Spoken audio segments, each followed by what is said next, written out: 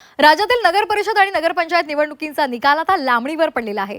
आजचा निकाल लागणार होता, मात्र आता तो थेट 21 डिसेंबरला लागणार आहे। 20 तारखेला होणाऱ्या 24 नगर परिषदांच्या मतदानानंतरच दोन्हीची मतमोजणी एकत्रित होणार आहे। हायकोर्टाच्या नागपूरसह औरंगाबाद खंडपीठानं तसा निर्णय दिलेला आहे। सोबतच मतदार प्रभावित होऊ नयेत यासाठी एक्झिट पोल सुद्धा जाहीर करण्याला 20 डिसेंबरचं मतदान होईपर्यंत मनाई करण्यात आलेली आहे।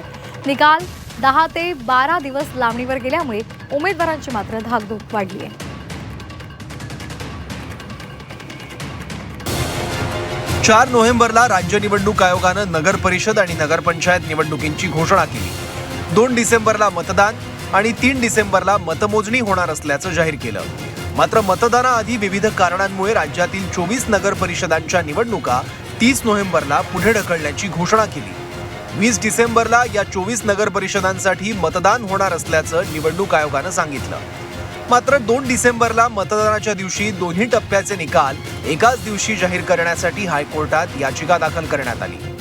हायकोर्टाच्या नागपूर खंडपीठानं 21 तारखेला निकाल जाहीर करण्याचे निर्देश दिले, त्यामुळे आता 21 तारखेला निकाल लागणार आहे।